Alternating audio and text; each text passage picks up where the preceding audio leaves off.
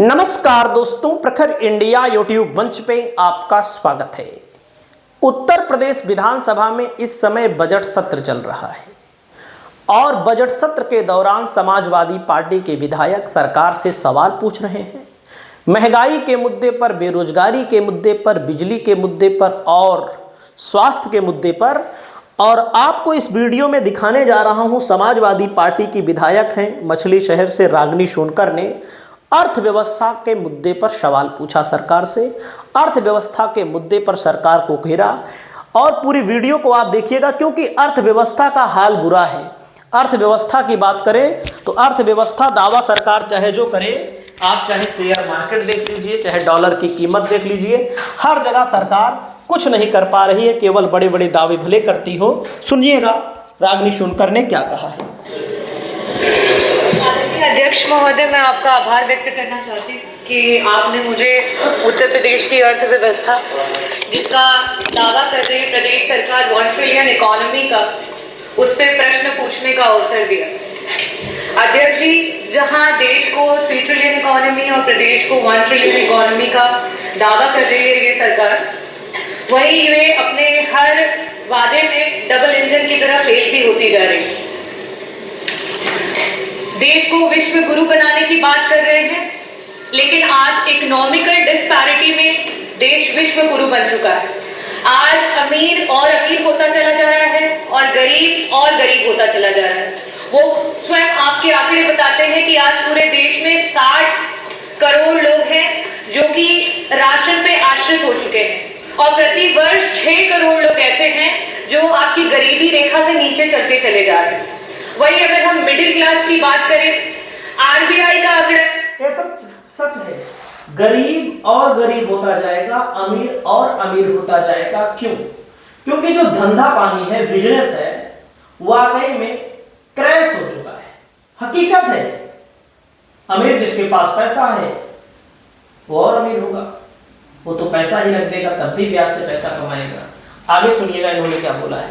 ये बता रहा है कि आज से 2010-2011 में जो एक मिडिल क्लास की आमदनी थी, सेविंग थी, वो जीएसडीपी का 25% हुआ करती थी और आज इस समय में 5.1% पर आकर के रह गई है। आज गरीब के पास कोई पैसा, आज मिडिल क्लास के पास कोई पैसा नहीं है उसकी पॉकेट में बचाने के लिए। वही अगर मैं बात करूं महिलाओं की, तो नियमित वेतन होगी जो हमारी महिलाएं 22% थी, आज कहीं ना कहीं वो 22% से गिर के 16% पे आ चुकी है। हम 1 ट्रिलियन इकोनॉमी की अर्थव्यवस्था की बात कर रहे हैं, लेकिन हमारी 6 करोड़ की आबादी प्रति वर्ष गरीबी रेखा के नीचे चलती चली जा रही है। हमारी महिलाओं की नौकरियां जाती चली जा रही है, हमारे मिडिल क्लास का पैसा जाता चला जा रहा है।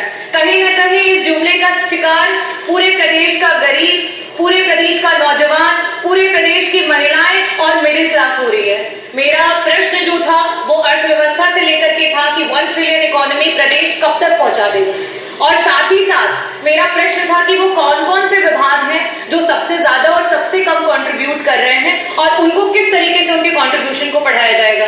मंत्री जी, जो जवाब आया है उसमें विभिन्न प्रमुख सचिव जो उसके लिए रिस्पॉन्सिबल हैं उन विभागों के नाम आए हैं, लेकिन किसका कितना % कंट्रीब्यूशन है, क्यों कम है, कैसे ज्यादा होगा, उसकी कोई भी इसमें वर्णन नहीं दिया गया है। मंत्री जी, जो डेटा अवेलेबल है आपके और गवर्नमेंट के, उसके अनुसार एग्रीकल्चर डिपार्टमेंट, इंडस्ट्रियल डिपार्टमेंट और एम्प्लॉयमेंट, ये तीनों मिलकर के ही हमारी अर्थव्यवस्था को सुधार कर सकता है। और आज स्थिति ये है कि अगर हम पिछले वर्ष से अभी के ग्रोथ रेट की बात करें, अगर जिस ग्रोथ रेट से हम चल रहे हैं, आज से आगे आने 20 से 25 सालों में भी हम 1 ट्रिलियन इकोनॉमी तक नहीं पहुंच सकते हैं। हमें 20% ग्रोथ रेट की आवश्यकता है और यहाँ हमारा ग्रोथ रेट 10%, मीन अगर हम देखें तो सिर्फ वहां तक पहुंच पाया। मेरा आपसे प्रश्न ये है कि ये 1 ट्रिलियन इकोनॉमी के जुमले में जो हमारे गरीबी रेखा के नीचे जा रहे लोग हैं, उनको वापस से ऊपर उठाने के लिए सरकार की कोई नीति आने वाली है। जो हमारी मिडिल क्लास है, जिसकी 25% जीएसडीपी तक की सेविंग्स हुआ करती थी, आज 5% हो गई है, उस मिडिल क्लास की पॉकेट को वापस भरने के लिए क्या सरकार की कोई नीति आने वाली है?